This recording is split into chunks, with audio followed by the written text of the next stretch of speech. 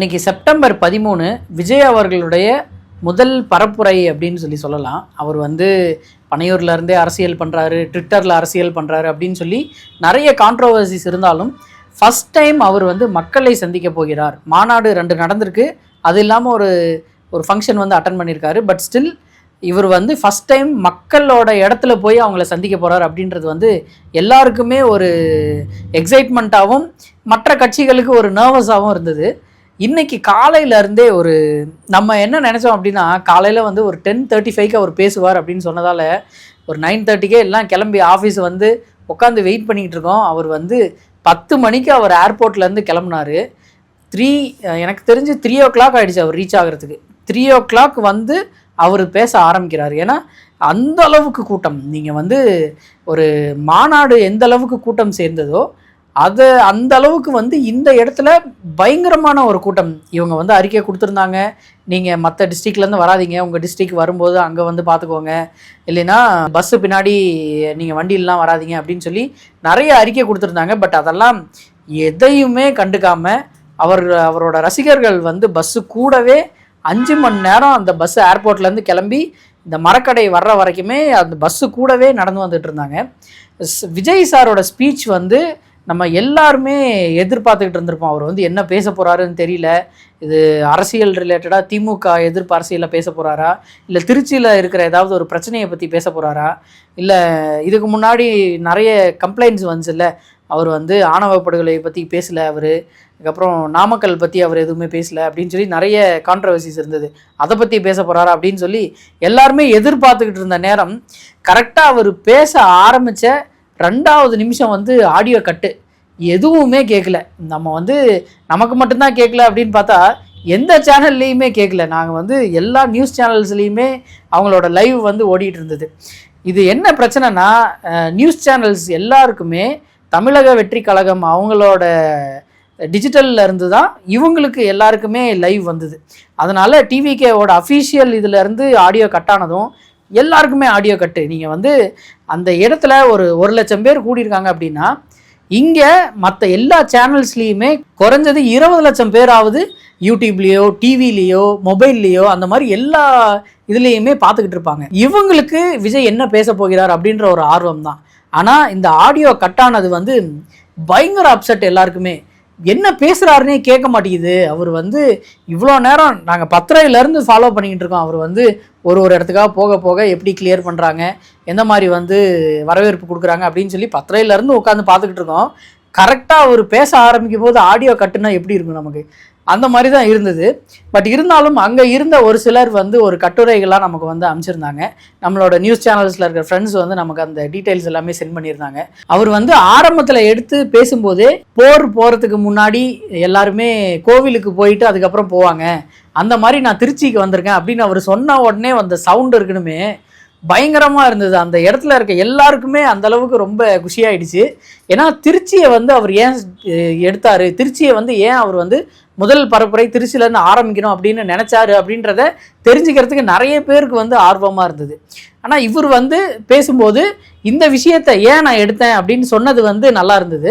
அடுத்து அண்ணா அவர்கள் இங்கே தான் ஃபஸ்ட்டு எலெக்ஷனில் நின்னார், பெரியார் அவர்கள் இங்கே தான் வாழ்ந்திருக்காரு, எம்ஜிஆர் அவர்கள் இங்கே தான் ஃபஸ்ட்டு மாநாடு நடத்தினார் அப்படின்னு சொல்லி பொலிட்டிக்கலாகவும் ஒரு எக்ஸ்பிளைன் பண்ணதும் நல்லா இருந்தது. அதனால் நானும் இங்கே முதல்ல ஆரம்பிக்கிறேன் அப்படின்னு சொன்ன விஷயம் நல்லா இருந்தது. திருச்சினாவே ஒரு திருப்பு முனை தான் அப்படின்னு சொல்லி அவர் நான் திருச்சிக்கு வந்ததுக்கான ரீசன் இதுதான் அப்படின்னு சொல்லி அவர் ஆரம்பித்தார். அடுத்து டிஎம்கே கவர்மெண்ட்டை அவங்க கொடுத்த வாக்குறுதிகளை என்னென்ன நிறைவேற்றலையோ அது எல்லாத்தையுமே பட்டியலிட்டு சொல்கிற மாதிரி சொல்லியிருந்தார். டீசலுக்கு 3 ரூபாய் குறைக்கிறேன்னு சொன்னீங்களே, குறைச்சிங்களா? எஜுகேஷன் லோன் வேவர் பண்ணுறேன்னு சொன்னீங்களே, அதை பண்ணீங்களா? உமன் எம்பவர்மெண்ட்டுக்காக நீங்கள் கவர்மெண்ட் ஜாப்ஸில் 40% பெண்களுக்கு சதவீதம் கொடுப்போம் அப்படின்னு சொன்னீங்களே, அதை பண்ணீங்களா? ஓல்டு பென்ஷன் ஸ்கீமை கொண்டு வரும்னு சொன்னீங்களே, அதை பண்ணீங்களா? நீட் ரிலேட்டடாக நீட்டை அபாலிஷ் பண்ணுவோன்னு சொன்னீங்களே, அதை பண்ணீங்களா? 2 லட்சம் வேலை வாய்ப்புகளை பூர்த்தி பண்ணுவோன்னு சொன்னீங்களே, அதை பண்ணீங்களா? இந்த மாதிரி எதுவுமே பண்ணல அப்படின்னு சொல்லி அவர் தொடர்ந்து பேசிக்கிட்டே வந்தார். இதில் இவர் பேசினதை விட இவர் மக்களை இன்வால்வ் பண்ணதான் அண்ணாவோட ஸ்டைல் அப்படின்னு சொல்லுவாங்க. ஏன்னா இவர் பண்ணீங்களான்னு கேட்கும்போது கீழே இருக்கிறவங்க இல்லை அப்படின்னு சொல்லி கத்திக்கிட்டே இருந்தாங்க. அந்த மாதிரி இவங்களுக்கு வந்து என்கேஜ்மெண்ட்டாக இருக்கிற மாதிரி விஜய் சார் மட்டும் பேசுகிறாரு அப்படின்றத தாண்டி அவர்களோட தொண்டர்களையும் என்கேஜ் பண்ணது வந்து அவங்க எல்லாருக்குமே குஷியாக இருக்கும்னு நினைக்கிறேன். அடுத்து வந்து நாமக்கல்ல நடந்த இந்த கிட்னி திருட்டை பற்றி பேசியிருந்தாரு. இது வந்து கிட்னி திருட்டு கிடையாது, கிட்னி மோசடி அப்படின்ற மாதிரி அவர் வந்து பேசியிருந்தாரு. நமக்கு அது எல்லாமே ஃபுல் ஃப்ளெஜ்டாக நமக்கு வந்து ஆடியோ இல்லாததால் இன்னும் கேட்கல. ஏன்னா கொஞ்சம் கொஞ்சமாக தான் அடுத்தடுத்து வெளியே வரும்னு நினைக்கிறேன். அங்கே இருக்கிறவங்க வந்து ஏதாவது ஒரு கட்டுரையாவோ இல்லை வந்து எங்கேயாவது ஒரு வெப்சைட்டில் எழுதுனா தான் நமக்கு வந்து தெரியும்னு நினைக்கிறேன். இவர் வந்து ஃபஸ்ட்டு பேசின அந்த 2 நிமிஷம் ஆடியோ வந்து கிளியராக கேட்டுட்டு இருந்தது. அதுக்கப்புறம் வந்து ஒரு 20 நிமிஷத்துக்கு பேசினாரு. அந்த பேசின விஷயங்கள் எதுவுமே நம்ம வீடியோவில் பார்த்த யாருக்குமே வந்து இது கேட்கல. இது நியூஸ் சேனல்ஸ்லையும் இதே மாதிரி தான் இருந்திருக்கு. அவங்களால எதுவும் பண்ண முடியாது. ஏன்னா ஒரே ஒரு ஃபீடு, அதுவும் டிவிகே சைடில் இருந்தால் வருது அப்படின்னும் போது அதை தான் அவங்க வந்து லைவ் பண்ணி ஆகணும். இவங்க யாருமே கேமரா போடுறதுக்கு அலோவ் பண்ணல. அதனால் அந்த விஷயத்தில் வந்து ஒரு பெரிய ட்ராபேக்காக இருக்கும்னு நினைக்கிறேன். நான் காலையிலேருந்து பார்த்துக்கிட்டு இருக்கும்போது எனக்கு ஒரே யோசனை. ஏன்னா நீங்கள் ஒரு ஃபஸ்ட்டு பரப்புரை, அதுவும் திருச்சியில் வந்து ஆரம்பிக்க போகிறீங்க. உங்களுக்கு நல்லா தெரியும் கூட்டம் வந்து பயங்கரமான கூட்டம் சேரும். விஜய் சாருக்கு இந்த அளவுக்கு கூட்டம் வருவாங்க அப்படின்னு நீங்கள் கணிக்கவே முடியாது. ஏன்னா எல்லா இடத்துல இருந்தும் வந்துடுவாங்க. அந்த அளவுக்கு கூட்டம் கூடும் அப்படின்னு தெரிஞ்ச உங்களுக்கு நீங்கள் வந்து காலையில் 10 மணிக்கு ஏர்போர்ட்டில் லேண்ட் ஆகி 10 நிமிஷத்தில் போயிடலாம் அப்படின்னு நினைக்கிறது எந்த விதத்தில் சாத்தியம்னு எனக்கு தெரியல. இவ்வளோ பிளான் பண்ணவங்க வந்து ஏன் அதை யோசிக்காமல் விட்டாங்கன்னு தெரியல. ஏன்னா நமக்கு ஒரு எக்ஸாம் நடக்குதுனாவே நம்ம வந்து அவ்வளோ நர்வஸாக இருப்போம்ல. இது வந்து ஒரு பெரிய கட்சியோட முதல் பரப்புரை. அப்படி இருக்கும்போது முதல் நாள் நைட்டே போய் ஸ்டே பண்ணிவிட்டு அடுத்த நாள் காலையில் சீக்கிரமாக போவோம் அப்படின்ற ஒரு பிளானிங் இல்லாமல் இவங்க வந்து பண்ணிட்டாங்களோ அப்படின்ற ஒரு ஃபீலு. நம்ம இங்கே ஏசி ரூமில் உக்காந்துக்கிட்டு வீடியோ பார்த்துக்கிட்டு இவ்வளோ நேரம் ஆகுது அப்படின்னு சொல்லி கம்ப்ளைண்ட் பண்ணுறோம். பட் காலையில் 6 மணிலேருந்து திருச்சி மக்கள் வந்து அங்கே வெயிட் பண்ணிகிட்டு இருக்காங்க அந்த மரக்கடை ஜங்ஷனில். ஏன்னா சீக்கிரமாக போனால் தான் நமக்கு இடம் கிடைக்கும், சீக்கிரமாக போனால் விஜய் சாரை வந்து பக்கத்தில் இருந்து பார்த்துடலாம் அப்படின்ற ஒரு ஃபீலிங்கில் எல்லாருமே காலையில் 6 மணிலேருந்து வெயிட் பண்ணிட்டு இருந்தாங்க. காலையில் 6லேருந்து 7, 8, 9, 10, 11, 12, 1, 2, 3 கிட்டத்தட்ட 9 மணி நேரம் வந்து விஜய் சாரை பார்க்கணும், விஜய் சார் பேசுகிறத கேட்கணும் அப்படின்னு சொல்லி அவங்களோட தொண்டர்கள்லாம் வெயிட் பண்ணிக்கிட்டு இருந்தாங்க. இந்த அளவுக்கு உங்களுக்கு அவ்வளோ பாசமான தொண்டர்கள் இருக்காங்க அப்படின்னும் போது நீங்கள் அதுக்கேற்ற மாதிரி கொஞ்சமாவது பிளான் பண்ணணும்ல. அந்த பிளானிங் கூட இல்லாமல் இருந்தால் எப்படி அப்படின்ற ஒரு ஃபீலிங் தான் நமக்கு. அதுக்கப்புறம் அவர் ஏர்போர்ட்லேருந்து இறங்கி ஒரு ரோட் ஷோ பண்ணக்கூடாது அப்படின்னு சொல்லிட்டாங்க. அதனால் அவர் வந்து பஸ்ஸுக்குள்ளேயே உட்காந்துருந்துருக்காரு. பட் ஸ்டில் அது வந்து ஒரு ரோட் ஷோ மாதிரி தான் பண்ணிட்டாங்க. ஏன்னா அந்த அளவுக்கு ஸ்லோ. 6 கிலோமீட்டர் போகிற டிஸ்டன்ஸு 5 மணி நேரம் போனால் எப்படி இருக்கும்? 5 மணி நேரம் 6 கிலோமீட்டரை கிராஸ் பண்ணுறாங்க அப்படின்னா எந்த அளவுக்கு அந்த திருச்சி சிட்டியில் வந்து டிராஃபிக் வந்து ஜாம் ஆகிருக்கும். நீங்கள் 6 கிலோமீட்டருக்கே இந்த நிலமைனா வெளியெல்லாம் யாரும் வந்தாங்களா இல்லையான்னு கூட தெரியல. ஏன்னா திருச்சி வந்து ஒரு சின்ன சிட்டி. அது 8 கிலோமீட்டர் சரௌண்டிங் தான் ஃபுல்லாகவே. அதை நீங்கள் கிராஸ் பண்ணிட்டீங்கன்னா ஹைவேஸ் போயிடுவீங்க. அந்த மாதிரி இருக்க ஒரு ஊரில் ஒரு 6 கிலோமீட்டருக்கே இந்த நிலமை அப்படின்னா எந்த அளவுக்கு பிளாக் ஆகிருக்கும், எத்தனை பேர் இதில் பாதிக்கப்பட்டிருப்பாங்க. அதெல்லாம் கொஞ்சம் கூட யோசிக்காமல் இவங்க வந்து இந்த மாதிரி பண்ணிட்டாங்களோ, ஒரு பிளானிங்கே இல்லாமல் பண்ணிட்டாங்களோ அப்படின்ற ஒரு ஃபீலிங். அப்புறம் அடுத்து வந்து நேற்று அவங்க கொடுத்த அறிக்கை 23 நிபந்தனைகளை வச்சு தான் இவங்களுக்கு பெர்மிஷன் கொடுத்தாங்க. அந்த 23 நிபந்தனைகளையுமே இவங்க மீறின மாதிரி தான் எனக்கு ஒரு ஃபீலிங். ஏன்னா டிவிகேலேருந்தே இவங்க வந்து நிறைய அறிக்கைகள் ரிலீஸ் பண்ணியிருந்தாங்க. அந்த அறிக்கையை அவர்களோட தொண்டர்கள் வந்து மதிக்கவே இல்லை. 1% கூட மதிக்கலைங்க.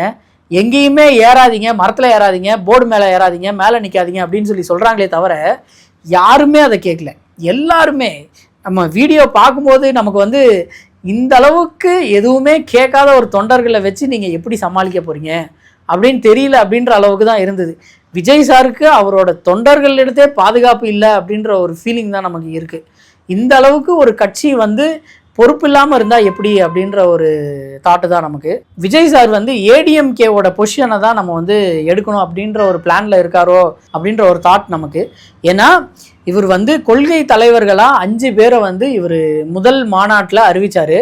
இன்றைக்கி நடந்த விஷயத்தை பார்த்தா இவர் வந்து கொள்கை தலைவர்கள் 5 பேரையுமே விட்டுட்டு அண்ணா, எம்ஜிஆர் இவங்க 2 பேரை மட்டுமே நம்ம பேஸ் பண்ணி போவோம் அப்படின்னு சொல்லி முடிவு பண்ணிட்டாரோ அப்படின்ற ஒரு ஃபீலிங். ஏன்னா அவங்க வந்து யாருமே அரசியலுக்கு நமக்கு யூஸ் ஆக மாட்டாங்க. அதனால் நம்ம வந்து அண்ணா எம்ஜிஆரை மட்டுமே வச்சு நம்ம பேஸ் பண்ணி போயிடுவோம். அதனால தான் இன்றைக்கி பேசின விஷயங்களும் எல்லாமே அண்ணா எம்ஜிஆர் ரிலேட்டடாகவே பேசின மாதிரி இருந்தது. அந்த கொஸ்டின் கேட்டு பதில் சொல்கிற விஷயம் எல்லாமே அண்ணாவோட பாணி, எம்ஜிஆர் அவர்களோட பாணி தான் இந்த ரோட் ஷோ மாதிரி பண்ணி நடுவில் வந்து மக்களை சந்திக்கிற விஷயம். இப்படி வந்து அவங்களோட அரசியலை கையில் எடுக்கிறதால இந்த கொள்கை தலைவர்கள் வந்து காணாமல் போயிட்டாங்களோ அப்படின்ற ஒரு ஃபீலிங் நமக்கு. இது வந்து அடுத்து பெரம்பலூர் போகணும், அரியலூர் போகணும். அவருக்கு வந்து 2:30 to 3 o'clock 2 o'clock to 3:30 வந்து பெரம்பலூரில் கொடுத்துருந்தாங்கன்னு நினைக்கிறேன். அவர் திருச்சியில் பேசினதே 3 மணிக்கு. அப்படி இருக்கும்போது எப்படி இவர் பெரம்பலூர் போவார், அங்கே உள்ளே என்ட்ரு ஆகிறதுக்கு எவ்வளோ நேரம் ஆகுமோ, இல்லை பெரம்பலூர்லேருந்து அரியலூர் எப்படி போவார்? நம்ம வந்து 2-3 வீடியோவுக்கு முன்னாடியே நான் இந்த கேள்வியை வந்து கேட்டிருந்தேன். எப்படி இவர் வந்து திருச்சியிலேருந்து பெரம்பலூர் போய் எப்படி பண்ண முடியும்? ஏன்னா எந்த அளவுக்கு கூட்டம் வரும் அப்படின்றது அவங்களுக்கு தெரியாதா அப்படின்னு சொல்லி கேட்கும்போது, இல்லை இவங்க ஏதோ ஒரு பிளானிங்கோடு இருக்காங்க அப்படின்னு நினச்சி தான் நம்ம அதை நினச்சிக்கிட்டு இருந்தோம். பட் இவங்க இன்றைக்கி நடந்ததை பார்த்தா அது வந்து எந்த ஒரு பிளானிங்கும் இல்லாமல் நடந்தது அப்படின்றது வந்து நமக்கு அப்படியே கண்கூட பார்க்க வேண்டியதாக இருக்குது. ஒரு பெரிய தலைவர், ஒரு 1.5 லட்சம் 2 லட்சம் பேர் அங்கே கூடியிருக்காங்க.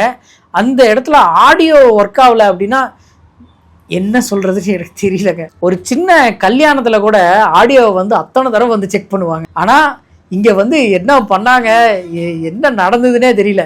பின்னாடி இருந்து சவுண்டு மட்டும்தான் கேட்குது. கேட்கல அப்படின்னு சொல்லி அவன் 8 மணி நேரம் வெயிட் பண்ண அந்த தொண்டன் வந்து அவனுக்கு கேட்கல அப்படின்னும் போது எப்படி இருக்கும்? என் தலைவன் பேசிக்கிட்டு இருக்கான், எனக்கு ஒன்றுமே கேட்கல அப்படின்னும் போது அவனோட ஃபீலிங் எப்படி இருக்கும்? விஜய் சார் வந்து ஜெயலலிதா அவர்களுடைய இந்த சொன்னீர்களே செய்தீர்களா அப்படின்ற விஷயத்தை பேசும்போது பயங்கரமான ஒரு சவுண்டாக இருந்தது. இவர் வந்து ஏடிஎம்கேவை டார்கெட் பண்ணுறாரு அப்படின்றதுக்கு இந்த மாதிரி ஒரு சில விஷயங்கள் தான் நமக்கு வந்து தெரியுது. எம்ஜிஆர் அவரோட ரூட்டில் போகிறது, இந்த மாதிரி சொன்னீர்களே செய்தீர்களா அந்த விஷயத்தை எடுக்கிறது, இவர் வந்து ஏடிஎம்கேவோட பொசிஷனை பிடிக்கணும் அப்படின்ற ஒரு டார்கெட் வச்சு தான் பண்ணிகிட்டு இருக்காருன்றது இன்றைக்கி நமக்கு தெரிஞ்சிருச்சு.